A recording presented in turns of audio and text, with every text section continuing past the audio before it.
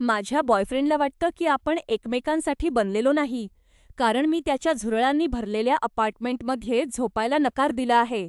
आता परिस्थिती अशी आहे की माझ्या बॉयफ्रेंडच्या मित्रमंडळींमध्ये एक मुलगी आहे, जिने त्या ग्रुपतील जवळजवळ प्रत्येक मुलासोबत संबंध ठेवले आहेत, ज्यात माझा बॉयफ्रेंडसुद्धा आहे. आता तीच मुलगी त्याच्या रूममेटला डेट करत आहे, याचा अर्थ ती साधारणपणे नेहमी तिथेच असते. मी तिला जज करत नाहीये, पण त्याला मात्र नक्कीच जज करते आणि मला या सगळ्या विचित्र नात्यांमध्ये पडण्याची अजिबात इच्छा नाही. पण हे तर अजून काहीच नाही, सर्वात वाईट गोष्ट तर पुढे आहे. माझ्या बॉयफ्रेंडच्या घरात जर्मन झुरळं आहेत.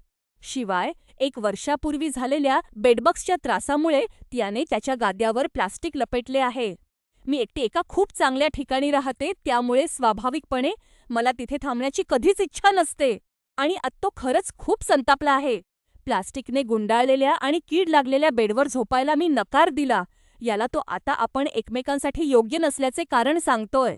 मला प्रामाणिकपणे वाटतं की त्याची राहण्याची परिस्थिती किती भयानक आहे, हे त्याला अजून समजलेच नाहीये.